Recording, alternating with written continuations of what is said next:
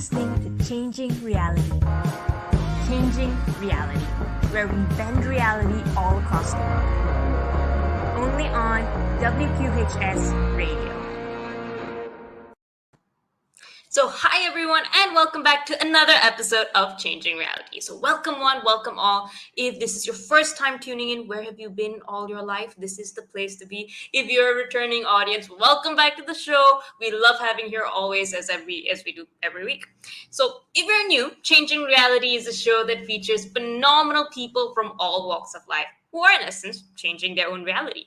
And we'll be hanging out and interviewing these brilliant people from social change makers, entrepreneurs, thought leaders, business owners, to even artists, musicians, and inspiring individuals from all across the world, with the hopes of uncovering their stories, their little secrets and tips and tricks that we can use to not only chart our own courses, but to learn the lessons that we need to change our own reality in turn. And I wanted to do this show simply because I believe that there are a lot of people out there who do phenomenal things and make waves in the lives of those around them. And I'm super passionate about uncovering those stories and learning how they're doing that so that we can replicate them in our own lives. And the power of stories has been something that has personally helped me so much, has helped all of the people around me. And to show you how much I believe in it, I actually personally founded and run a youth movement from the power of stories called Ascendance. And Ascendance started off in Malaysia, which is where I'm from, but today collaborates with not just our Malaysian Ministry of Education, but over 28 countries to help provide an alternative education platform for any student who wants to change their reality. So we work with students from elementary all the way up to college through various sessions, experiential learning programs, activities, projects that help them discover what they love doing, go out there and get meaningful experiences, real world experiences, and come back and actually start their own careers that creates impact not just for themselves, but for those around them too. And as I said, we've been very fortunate to work with over 35,000 students, 970 over communities, and have incubated countless number of student-run projects and social enterprises run by students as young as 8 to 25 years old. And the foundation of all of that has been stories, has been kind individuals who've been willing to share their stories, share their experiences with others who maybe would never have gotten the chance to hear, to experience these things, so that it can shorten their learning curves as well. And just like that, I hope that this show is that same platform for you, so that all of you listening in today can take the lessons that our speakers are here to talk about and implement them in your own lives. So if there's anything that you want to talk about specifically, whether it's a particular career, a particular skill, or whether it's just something that you are passionate about learning about more, let us know, and we'll do our best to feature it some way or another on this show and bring to you the things that you need to change your own reality. So on to today's episode. Today we have someone truly, truly phenomenal. Our speaker today is the Director of Community and Partnerships at PlanetMark. PlanetMark being a sustainable certification which proactively supports hundreds of organizations and real estate developments committed to making progress towards net zero carbon. A huge issue in 2022 today, when everyone knows how serious the climate change is getting. And they have a proven track record for success. Some of their members, they've even reduced their absolute carbon emission by 12% back in 2019 prior to COVID, and almost up to 25%. I think the exact number is 24.5% in 2020 during COVID in a sense.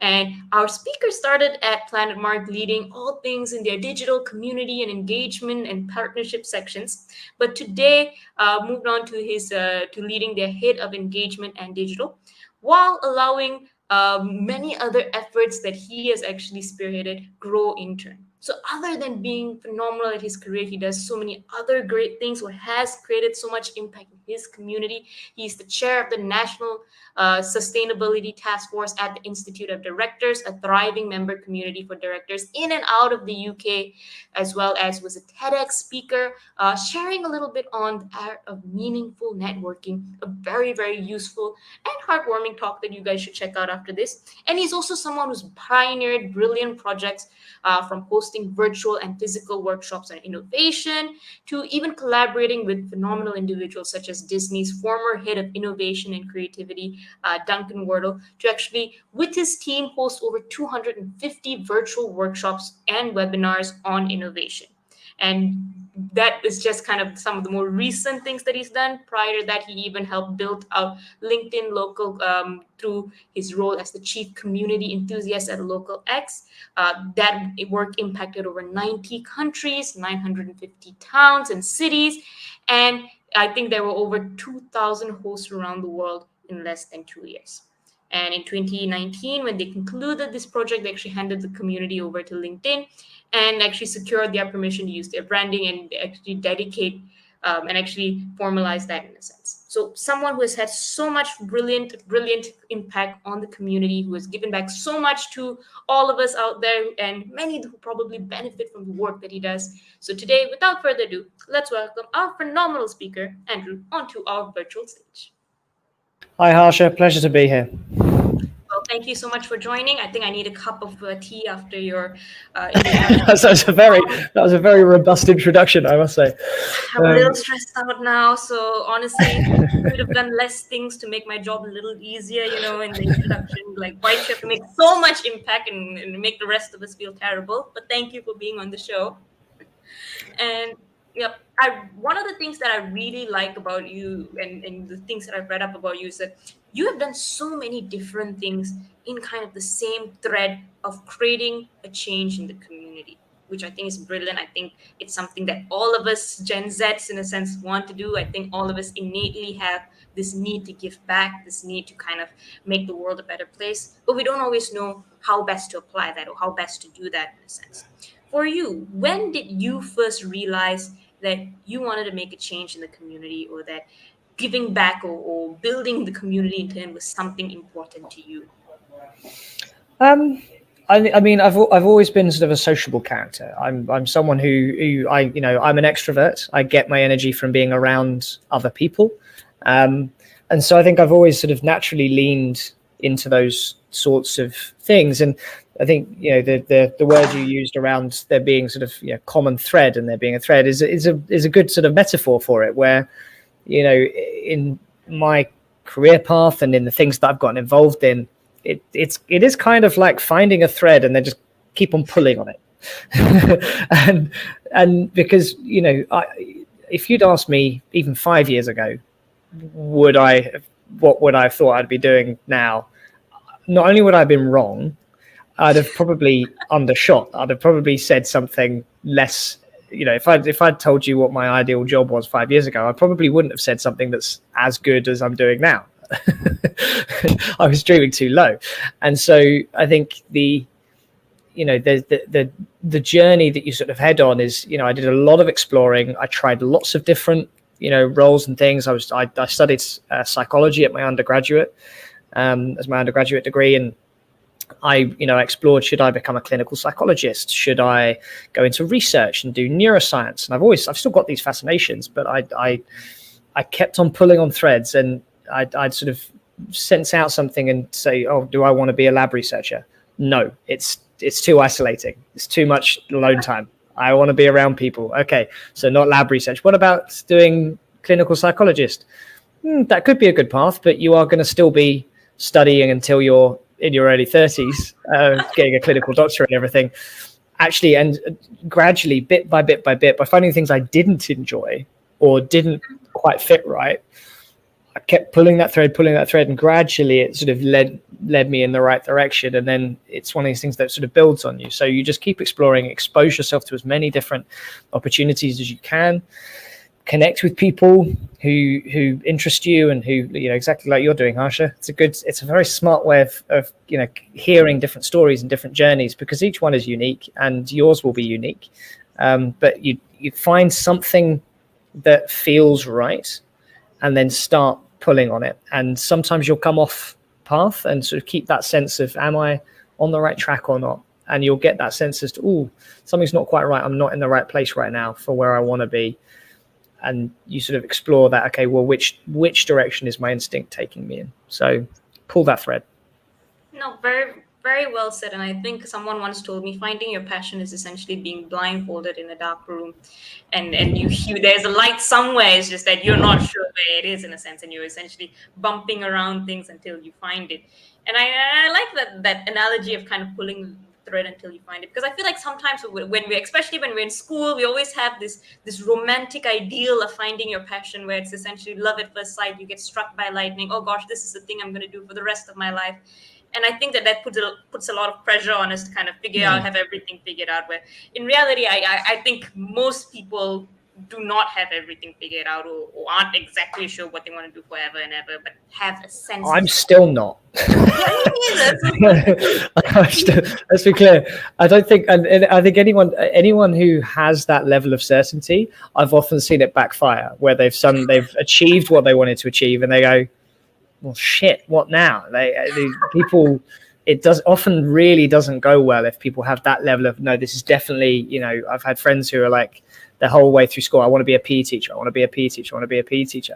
They went to like a month of like university to go and become a PE teacher and hated it. And it's I think it's really dangerous. Well, personally, I can't remember who. I think it might have been. I think it was a US president actually. I think it might have been Gerald Ford or someone. But basically said and it's used within the context of battles and war, and it's sort of like having a plan is useless. When you get into battle, a plan is useless, but the act of planning is invaluable. And so I think going through the journey of have plans, have intentions, but focus on something where you're not necessarily determining the outcome. I tend to look at 5 years ahead and I'm like, what sort of life do I want to be leading? Where do I want to be? What sort of environment do I want to be in? What sort of career do I want to have? What do I want that to feel like? I don't tend to put specifics on it around saying, I want to be in this job title, earning this amount of money, doing this thing. It's something much more about what life do I want to have? What balance in my life do I want to have? And focus on that. And then, in your short-term planning, look at, okay, well, what is going to move me in that direction? Am I getting closer or am I getting further? It's a very straightforward question. In every action you take in your day, if you've set certain goals and objectives for yourself in terms of this is what I would like to be doing, in terms of the impact I'd like to have on society, the role I'd like to play, the part I want to play in this, in everything that you do, is this taking me closer or is it taking me further? And it will be one of the two, and even every like little tiny decision, right? It's like, I kind of want to, when I binge watch a TV series, is that taking me closer or is that taking me further? Now, I'm not saying don't binge watch TV series. I'm just as guilty of it as anyone else. Sometimes that's actually necessary, and sometimes it does actually take you closer because you need to decompress. And if you don't decompress, then you'll mess with yourself. But it's get a sense as to the overall direction, trajectory that you want to move in, and then assess your more immediate decisions on, does this take me in the right direction or not? And if it's taking you in the right general direction, brilliant. There's no need to close down doors or be more specific, as long as it's moving you in the right place. And you obviously have a very enlightened perspective of this. I'm very curious to I don't know about that. I'm serious. Like of hitting walls and going through it to actually come up and say, this is how it, like, this is my experience in it. You've gone through some stuff, I see. But tell me a little bit about how you got there in a way. I know that you were one of the brilliant people who took a gap year after, I think, finishing secondary school before even college. You were a fruit picker. I think that is super cool. I come from a place where gap years are occasionally criminal. I had a friend whose parents sent her to college right after high school because they were worried she'd forget how to write if she waited more than a month. So you can see that I'm very intrigued by this. Tell me about the decision to do that and how your life was like at that point and what you were looking at. Yeah, I mean, it's just one of those things. Again, it was something that emerged. Like, there are a number of sort of moments in my life where decisions were made actually in quite a short period of time, and very instinctively. Where I had the option where I could defer my university place for a year, and candidly, at that time. So the context was I hadn't gotten into the university I wanted to get into. Right, I didn't get it. I didn't get in. I wanted to go to York, and I didn't get that. And that was tough. And it was interesting because like when I reflect back, I think my path would have been very different if I had, because I'd have been so excited about going that I might not have taken a gap year. But I took the gap year because I had the opportunity to, very, very straightforward in that, I was planning on going out to New Zealand for a holiday with family. And the idea emerged was like, well, why not just stay? The weather's good. I'm just going to stay for a while. Yeah, rather than go for like 2-3 weeks, why don't I just stay? I could defer for a year and I could go traveling. I could do that. And so I made that decision, and it was a very gut kind of thing. And I could have changed my mind on it till very last minute. I could have gone, oh no, I do want to come in this year to Plymouth University, and it would have been fine.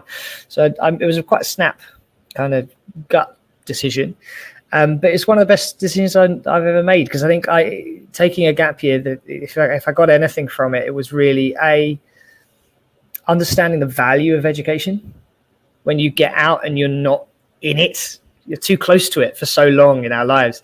Understanding the value of it and knowing when I get back into going to university, I really want to take this seriously now, because I see how this can carry out. And, I suddenly learned the value of languages. I learned the value of, all these things where I hadn't really taken them particularly seriously before. But now it's like, oh, okay, if I could talk French, Italian, German and stuff, man, that would be really handy in being able to make really good friends with a bunch of people I would have met when traveling. We still made friendships, but especially from, people don't expect Brits or Americans to know how to speak other languages. So it's a very, they set a very low bar for us. They sort of, there's an assumption that this white middle-class male probably doesn't speak any other languages. And if you do, then that's seen very well. So I think I learned a lot of the value of education. And when I went, and then I caught the travel bug. So then I wanted to do an exchange year, and I did an exchange year to Canada as the second year of my degree. And that got me involved in a whole bunch of stuff where I started being able to do stuff in neuroscience labs and things like that. And all of a sudden, my CV, even at that stage, stood out from the majority of students, because I'd done this gap year, but that had taken me to do this exchange year. Where I'd been doing neuroscience studies and various things, and it led to me getting an amazing placement opportunity. I did a placement year as well at the National Hospital of Neurology and Neurosurgery in London, and I didn't even apply there. There wasn't. They were just like, "You're so amazing, come work here." No. It's far more random than that. It's not. So this is kind of the beauty of it. So I emailed a bunch of people of professors at the University of College London. Where all of I wanted to try my hand at doing neurological research, because I still am fascinated by it. So I wanted to try that. And so I was emailing all of these neuroscientists and all these neurology professors to say, hey, could I come and be like an exchange research student for you? I even emailed like every neuroscientist at Harvard. Like I cast a very, very wide net. I sent emails all left, right, and center with my CV and just say, hey, I'd be really interested in blah, blah, blah. Barely any responses, mostly no's. And then one of the people I emailed was a consultant neurologist called Diane Playford, who she didn't even respond to my email.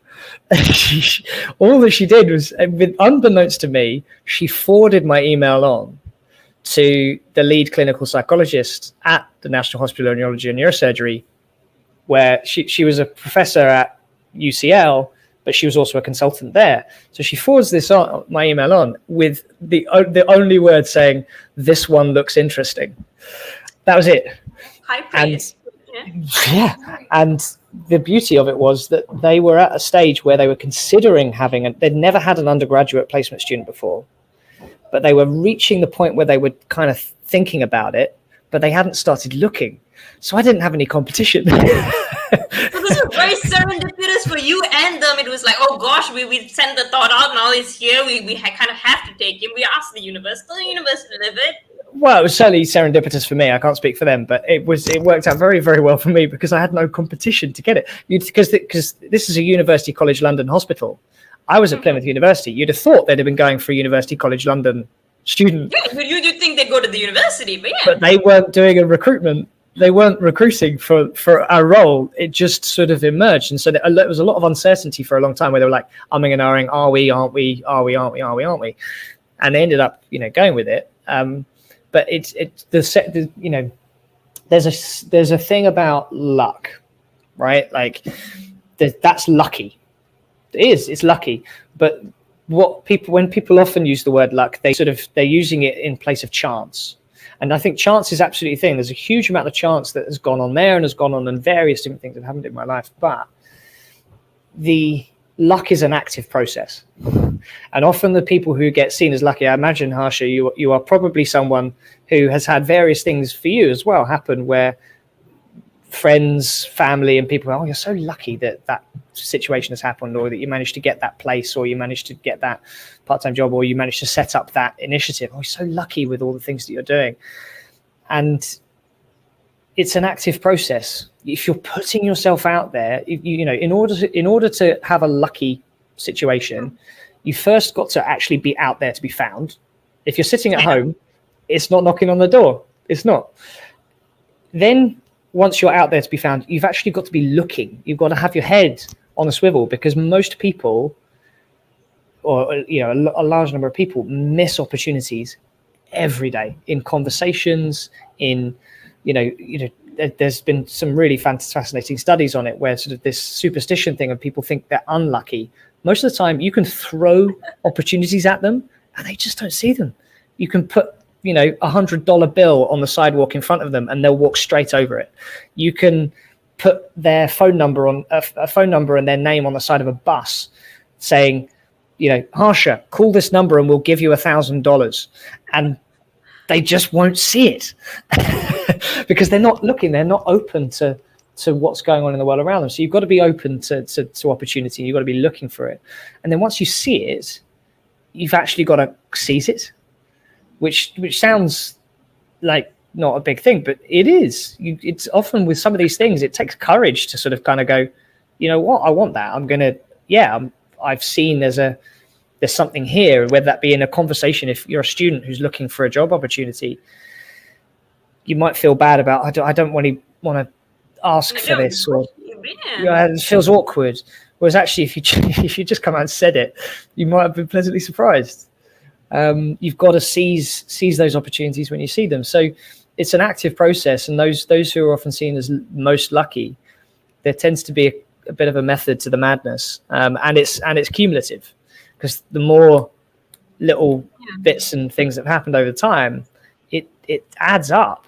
I put a huge amount of time, days upon days upon days of freely organizing events, organizing talks, organizing all sorts of different things for free, just volunteering, doing stuff exactly as you're doing now, Harsha. And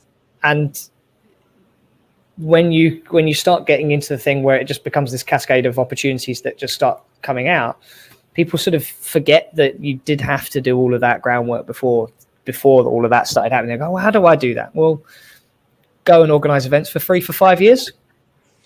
No, I definitely agree with that sentiment. I think number one, like my mentor used to say, luck is opportunity meets preparation. So yes, there's lots of opportunities out there, but you've got to be ready for it. And the second thing that he'd always say is that there's no wasted effort, and that if you give to like whatever you can do for someone, if you give first, naturally it will come back in some way or another. And I remember for many years, I've run in my social enterprise for 7 years now, and in the beginning it was just really doing things for free, going out there, helping wherever we can, driving until we ran out of money for petrol, in a sense, and doing all of this work. But there was really the foundations to today, what we're doing 7 years later, when we have an international organization. And I think many people see the end product and they're like, I want to be there. But they forget all of the times which you're called crazy, and all of the times that you've done amazing things that looks like they're not going anywhere, in a sense. And you have many projects that you have given so much to the community. I think we were just talking earlier about one project that actually brought you to the to Parliament, actually, I think, to the government, in a sense, and that was the accumulation, I think, of many efforts. Tell me about that, in a sense. Yeah, so I first started sort of really getting involved in networking when I was doing some postgrad studies on management, and I happened to get involved with the Institute of Directors, and it was the amount of serendipity that sort of feeds in through that. and the cascade that created is kind of hard to fathom. And the thing is, when you think of it like a tree, there are lots of branches, and most of them don't lead anywhere. But the ones that do can be really magical. Like that sort of one conversation leads to that conversation, that conversation, that conversation. And when you map back from, when, being at the Houses of Parliament or doing a TEDx talk, when I map back every conversation, every person I had to meet, every situation I had to find myself in order for that to have happened, there are a remarkable number of ways that it might never have done. And in fact, I was able to, with the TEDx talk, I was able to trace back, and I worked out that there were lots of points of failure, but there was all these like parallel strands that were sort of traveling out, and then combined and converged to this opportunity to do a TEDx talk. And when I mapped it all the way back, I realized that there was a single point of failure for all of the different strands, which was a conversation with a student at a London South Bank University networking event, where if I hadn't taken that conversation seriously with a student, then none of the rest of it would have happened. And it would be very easy to do. I was working at the time. I was doing postgrad studies. It'd be very easy to sort of discount any value that I could get from talking with undergraduate students and other people at the university. But I was curious, and I enjoy meeting people, and I was starting to get into this idea of, it's not about what you know, it's who you know. And if you aren't born with a family or school network that brings those kinds of opportunities to you, you've kind of got to build your own. One conversation there fundamentally changed my life. I realized in retrospect, and I've since told Fabian, the guy, I'm still in touch with him. But that conversation, really a simple conversation, wasn't anything intense. It's just that he introduced me to someone from something that I had no awareness of. And if he hadn't done that, none of the rest of it would have happened. And so I think the House of Parliament thing was an Institute of Directors event. So this was after I got involved with the Institute of Directors and the Young Directors Forum. And I was just giving my time to help organize events, help organize things for entrepreneurs, for young directors. We organized lots of events. We organized pitching competitions and all sorts of things. But it was the 10th anniversary of the Young Directors Forum. And so we decided that we'd go big, and we organized an event at the Houses of Parliament. And I led that project, which after a year of really throwing myself into this. And I was in my sort of first role out of university. I was doing a graduate management scheme at a healthcare startup. And, I had time to be able to invest in doing other things. Like, I wasn't super pressured left, right, and center. I didn't have kids. I don't have responsibilities. So I was able to invest my free time. But, where it's the choices you make about where you invest your time and your energy. And I spent a lot of time on things that I found I enjoy. I consider them still to be a major part of my social life. I met my best friend through LinkedIn. But there's a major part of my social life, but it is something which is it creates opportunities, and it sort of magnifies itself. I'm gonna that was from House of Parliament. That's the one at the House of Parliament. Yeah, that was a good day. No, very cool. And I like the way that you've explained it in a sense. I think recently there's been a rise in all of these multiverse movies, so I can see kind of the context of how one decision kind of makes a difference and has a completely different outcome in life and all of that. One thing that I just wish I had the full map, because the things I don't know, I can't because I can remember that because good stuff happened, right? But what I can't remember is all of the conversations which didn't go anywhere. And it would be fascinating to have a genuine map of every conversation that hasn't led anywhere, because I guarantee you there will be 1,000 for probably for every one conversation that has really led to a fundamental, like, lots of things lead to little things and little opportunities and stuff, but for something that's led to a massive sort of life sort of defining moment, 1,000 to 1. I think you were giving me a little bit of an existential crisis here, like how many little conversations could have led to something I was not aware of, in a sense, or that you just kind of miss, in a sense. That's very stressful. Why? It's sliding doors. Have you done? If you've seen that film, that movie, Sliding Doors, where just really little changes. If I had one sort of superpower, I'd love to have the ability to sort of go back and see what would have happened if what happened if I didn't go to New Zealand, what would happen if I didn't go to Canada, what would happen if those binary moments in our lives where it's going one way or another, what would have happened if I'd be fascinated to sort of relive it and just sort of see what the different trajectory would have been. Yeah, the movie that comes to mind for me is Everything Everywhere All at Once. I think that's what it's called. You they have that. You'd love it. If this is your superpower wish list, then oh my god. Tell me also a bit about like one of the things that I really like that you mentioned in the TEDx talk, and just for context of the TEDx talk, I'm gonna put up the photo here and so we can all get into the potential front seat of your stage and observing that in a way. And for the rest of you, go watch the video later. But one of the things that I really like is you say something like, we don't realize that networking is not something that is like, it's not always going to be something blaringly obvious. These conversations, these opportunities are not something that somebody's going to yell at you, hey, here's an opportunity. It's kind of embedded in the nuances of conversation, and it's kind of very subtly, you've kind of got to dig them out in a sense. How did you realize that in your own experiences? Where did you realize, or what experience or situation made you realize that for yourself? I mean, there's a whole array of things, and fundamentally it's about finding something about the person that you find genuinely interesting, because chances are if you find it genuinely interesting, then you kind of are interested in exploring more about it. It's the thing I will say is it is a lot easier to do this when you know the value that you can bring. So these days it's much easier for me to find within the nuances of conversations opportunities, because I kind of know what opportunities I'm kind of interested in and looking for. So it's been made a lot easier now where, with Planet Mark, we're looking to support organizations with their carbon footprints. We want to help them reduce their carbon footprints. And so that's, when I know that that's kind of one of the things I'd like to see if there's an opportunity around, it makes it a lot easier because I've got a clear thing that I'd kind of like to find out where they're at with, and I've got a really clear solution to that problem. If they're experiencing it. So I think so it is made a lot easier, but outside the context of that, really it's paying attention.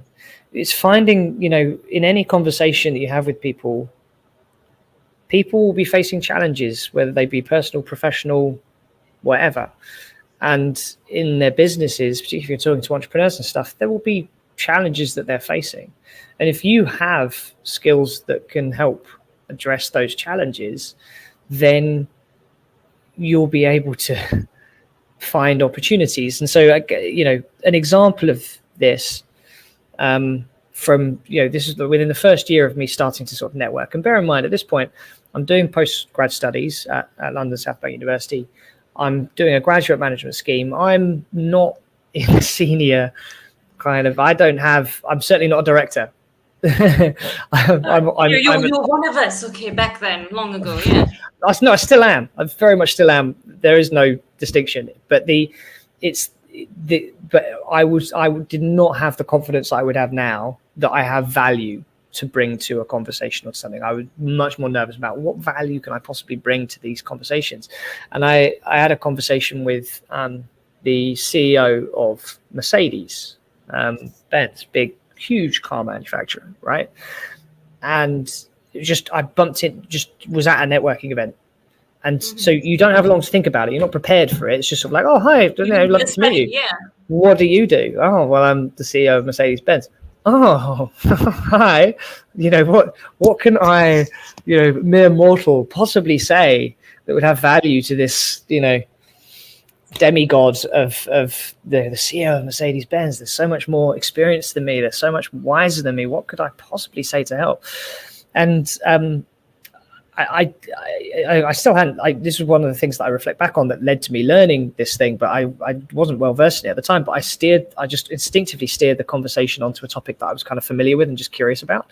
Where literally the day before, I'd had a marketing lecture about audience segmentation, marketing segmentation. How do you split up audiences to target them in different ways, right? And I just had a whole 3-hour lecture on it the day before. I'd studied it in a textbook. I was as well versed in the academia of that particular niche subject as I could be at that point. And I sort of asked the question, I'd be really interested to learn more about how Mercedes approach it. How do you approach your sort of customer segmentation? What do you do? And when you do something like that, one of two things will happen. Either you're about to learn something because they're going to school you in the practical applications of what you just learned in class, or you're going to have an opportunity to add value.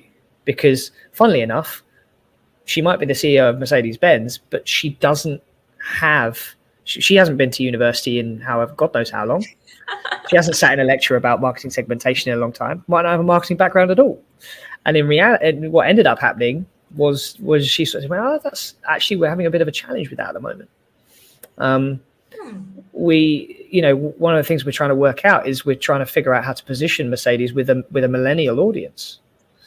I'd be really interested to hear your sort of thoughts and reflections upon that. And all of a sudden, I was in a position where I could meaningfully contribute, just because I'd read it in a textbook and had a lecture on it. I could meaningfully contribute. Oh, well, have you thought about this? Have you done what surveying and what things have you done to understand what millennials want? I was able to engage in that conversation in quite, a detailed way that creates this kind of halo effect where she sort of, I think she came away with the impression that I knew a lot more about marketing than I actually did. Because I just knew one thing about that niche subject. If she had tested me on anything else to do with marketing, I'd have sucked. But I knew that. And so I was able to have a very interesting and engaging conversation with that person purely off the back of I steered it onto something that was interesting and that I knew a bit about.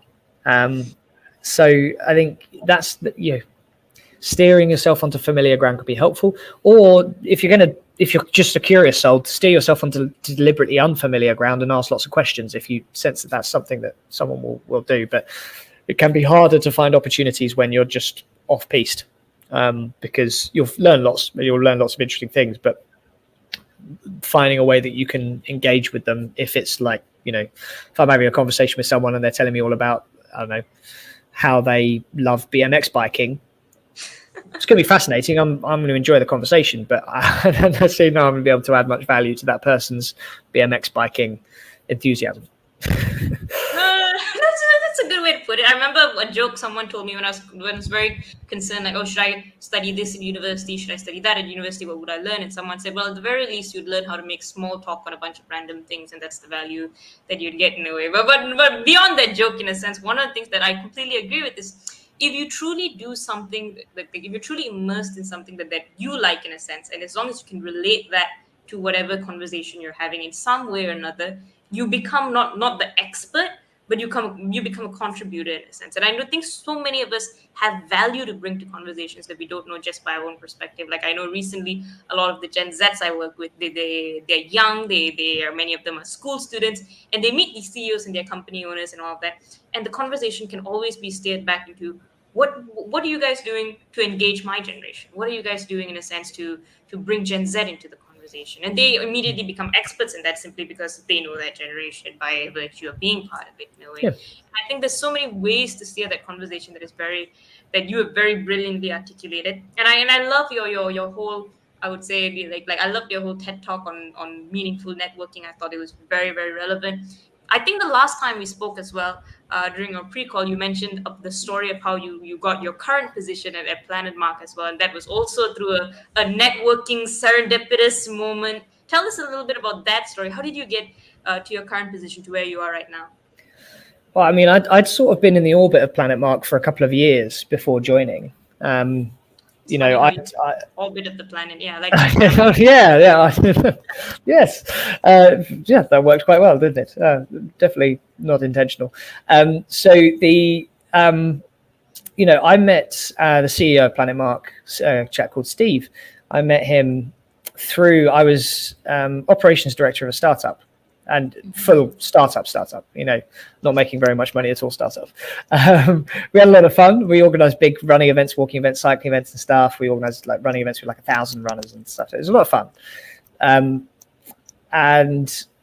the founder and CEO of it was called Your Town. We met Steve because Planet Mark, one of the things we do is we also support on social value creation of companies. So we help them understand and measure in pounds and pence what the social value created by their organization has been over the last year. And so where we were working on a bit of a social enterprise kind of thing, where we were getting corporates to sponsor, running events in their local town and things like that, we were quite interested in Planet Mark for the Planet Mark community. Would they be interested in helping us organize running So we were having a meeting sort of looking, how can we collaborate? And Steve and I just sort of got on really well. And my institute of directors thing, I think, interested him. And so he and I just started keeping in touch and would, every 2 or 3 times a year we'd meet up for a coffee, and I would just share thoughts and like learn more about what they were doing, what they were up to, how things were going, and would share my thoughts and reflections on things that I knew something about, like digitization, building communities. I was just freely and openly sharing my thoughts and reflections. And so we kept on sort of, having a conversation, and he would invite me to all of their events. And so I went along to their awards, for example, every year. And with the awards that I would go along as just a random person who had come to the awards, and we would, which was there are photos of the Planet Mark team back then with me in them. So you were just in the peripheral until it was just like, I was just there.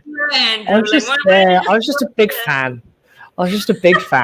I wasn't working at a Planet Mark member. I wasn't in no way was I related on that. I was a fan of what they were doing. And I liked, I got on well with Steve, and I liked the team. I enjoyed it, and so much so that they actually invited me onto a team training session where it was only Planet Mark team at it, and they invited me along to it. I still don't know what was going through Steve's head, but I mean, he's sort of like, well, I sort of knew we wanted to work together and stuff. And I went along and had like a half a day of training on sustainability with their own team. And we've got an empty spot. What about that guy who keeps showing up? Let's get him on. Yeah. So it was one where it was a relationship I'd invested a lot in, because I didn't have a particular outcome in mind. Mm-hmm. I sort of knew I wanted to move in the direction of sustainability. I had this growing realization, and it was like an itch that I wasn't scratching, to work on sustainability, and really realizing that this was something I cared passionately about, and I really wanted to invest more of my time and energy into. So I was networking. I was getting an understanding of the sector and what, who did what and what sort of a role would I like to play in it. And in the end, a little over 2 years ago, in May 2020, Steve dropped me a text on a Sunday saying, have you got time for a quick chat? And I called him straight back going, no time like the present, what do you want? and he was like, well, we've been talking about wanting to work together for a really long time, and I think we're at the stage now where we need your skill set. Would you be willing to come on board? And I was like, hell yeah, let's do it. I didn't really, literally, he was like, obviously take time to think about it. I don't need to think about it. It's a yes, Steve. And ironically, I was in this sort of weird place where I was about to I was on a 6-month contract with Imperial College, rolling out a new research center looking at smart home technology for dementia, which is amazing. It was a lot of fun. And they just offered me a 5-year contract to remain with the center for a long period of time and to project manage it and steer it. And I'd made the decision that I was going to turn that down. Even before anything else had come up. I was like, I want to get into sustainability. Now is the moment to do it. I really want to do this. And then Steve texted me. So it was a bit weird. No, I think it's brilliant. And there's a few things that I personally really like that I just wanted to kind of draw out is number one, you seem to be a person who really follows your heart and your gut in this kind of stuff. In a sense, it's like, if the gut says sustainability, I'm not going to get tempted by the other stuff, in a sense, which I think takes a lot of courage, and I think I'm amazed, and I personally wish that if the opportunity presents itself, I would be as firm and as thoughtful It's, about it. I'll say, people who know me would see me as a massive opportunist, and so I'm not always good at saying no to things, and what I do, I've gotten a lot better, but that's been partially learned and partially forced, where I just don't have the time that I used to. So, yeah, it's it's a learned thing, and in terms of trusting that gut, because of the number of times where it's gone wrong, and I've sort of gone, I kind of knew that wasn't going to work, both in professional and personal life. I think over time people learn to trust their gut more, because often it's got a pretty good sense of where something's going to go. And I like how you didn't wait like for a particular role. You just found a group of people, found something that resonated, and you're like, I'm just gonna keep hanging out here every now and then. If it works, I it was works. hanging out in a lot of other spaces as well, I should note. I was doing a course, a remote course with Cambridge University with the Cambridge Institute of Sustainability Leadership. I had lots of networking stuff through that. So during that same period of time where Steve had texted me, I actually had about 7 or 8 different opportunities that suddenly presented themselves kind of out the blue, which led to me doing the collaborations with Disney's head of innovation and creativity, and setting up my own company to run virtual events and things like that, which I've been doing on the side for the past 2 years as well. So a huge, and there was a whole bunch of others as well, but where I've got asked to help set up a sustainability startup in healthcare around helping, basically bringing together all of the big pharma companies to create an accord for getting them all to sign up to net zero and be more sustainable, which also would have been amazing. So I've had to learn to say no. You talk a little bit about kind of the cascading effect of opportunities, where at first you put a lot of energy out there, you go and you try as many things, and then when it hits a point or a turning point where suddenly all of the fruits and all of the things come back at the same time. At that time, in a sense, now that we're a little bit further along the conversation, at that time when you have 7 different opportunities, when you've invested your network, your time, your energy in seeing all of these things kind of grow, how do you pick? Like what was your like do you have a metric secret algorithm? Do you just take a dartboard and just like throw like line up the opportunities and see where it lands? Or like how do you pick?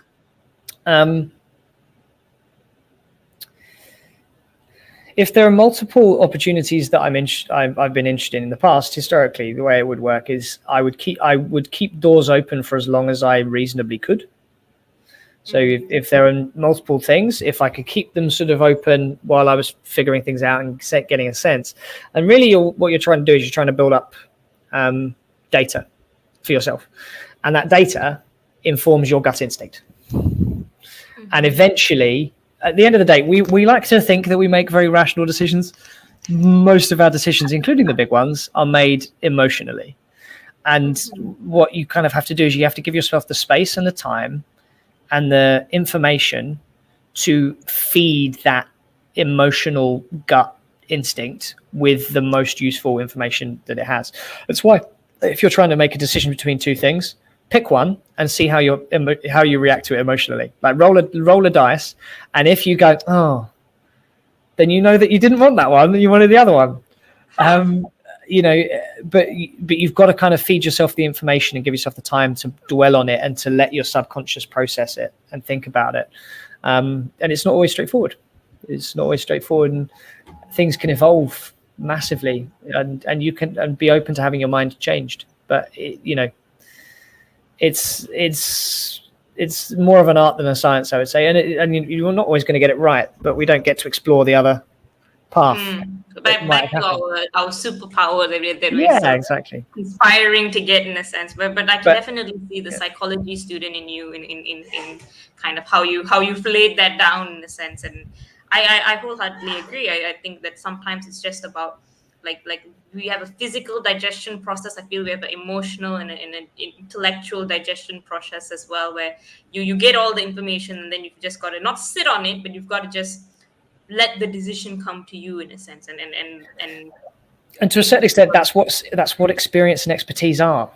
That's what older generations have over us. The reason that they can often, they are experts in things is because they've built up enough data over time that they have shortcuts, and they can make a very clear decision on an issue with a limited amount of information and data, precisely because they've sort of seen something kind of like it before. And their gut goes. It's an AI in a sense, like yes, you said, the stuff to a certain extent. You feed the algorithm makes better kind of decisions based on the experiences and the information. Yeah, right?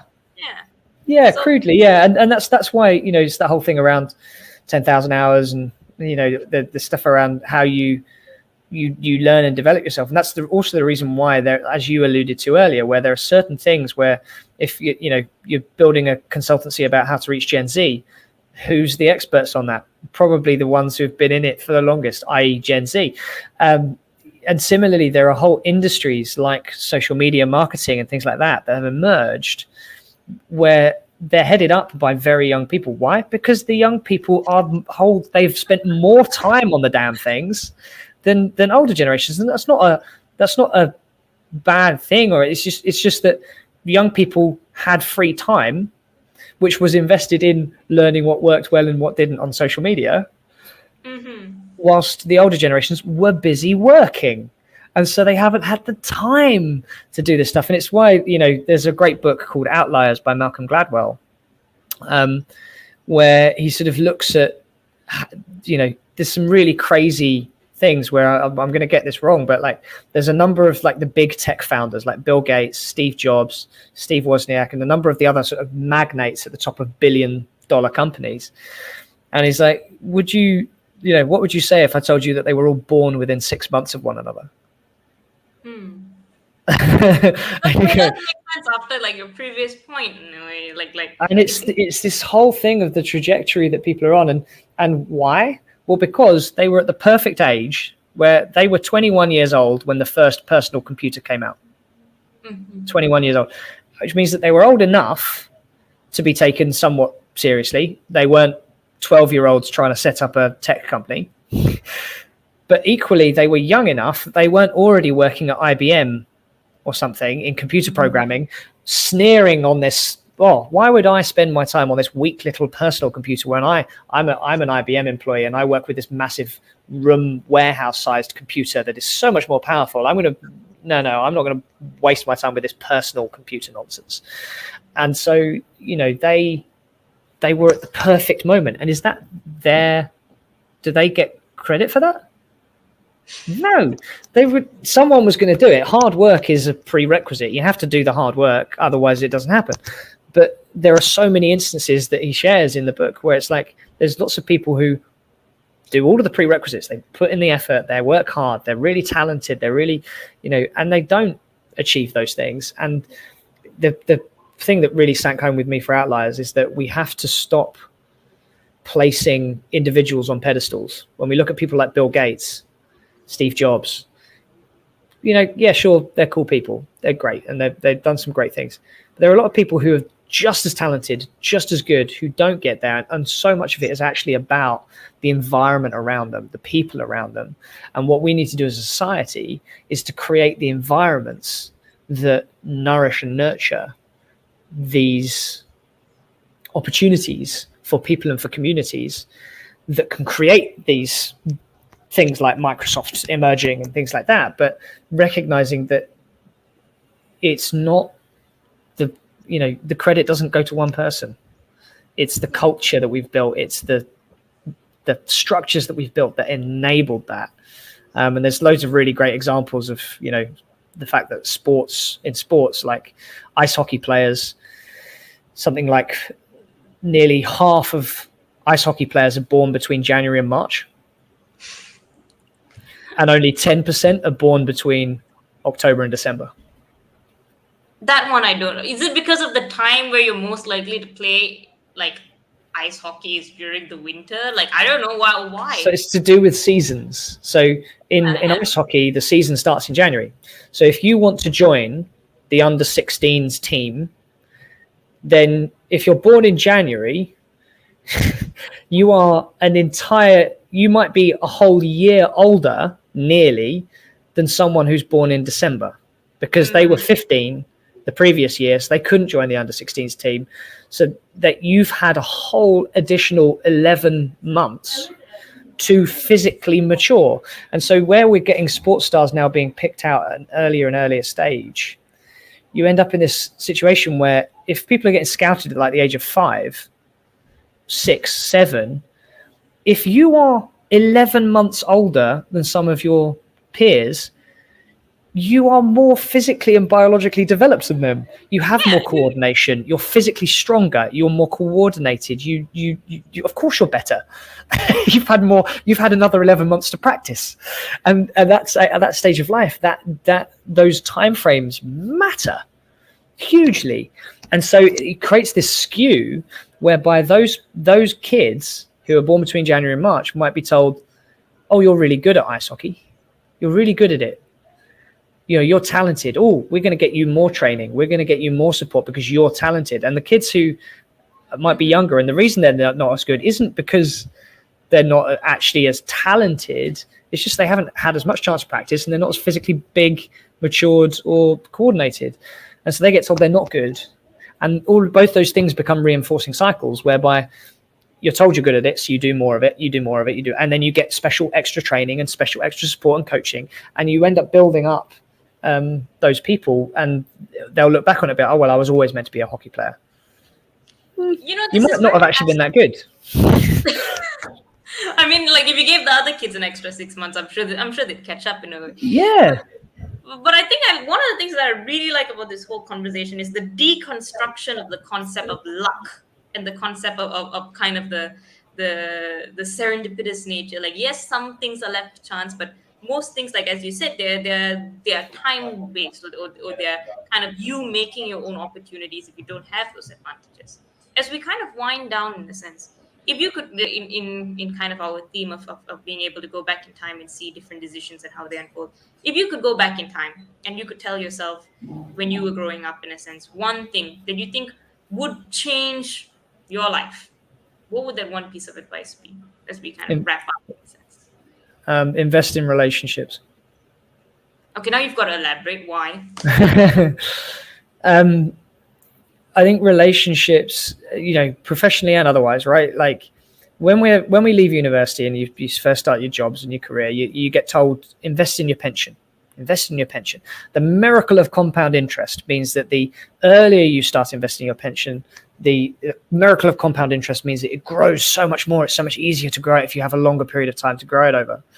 And I would argue that exactly the same is true of relationships, and not just in like a crude financial sense of there'll be business opportunities or whatever, but actually in the emotional benefits, in the friendships that you'll form, and the wider societal sort of things that you'll get from it.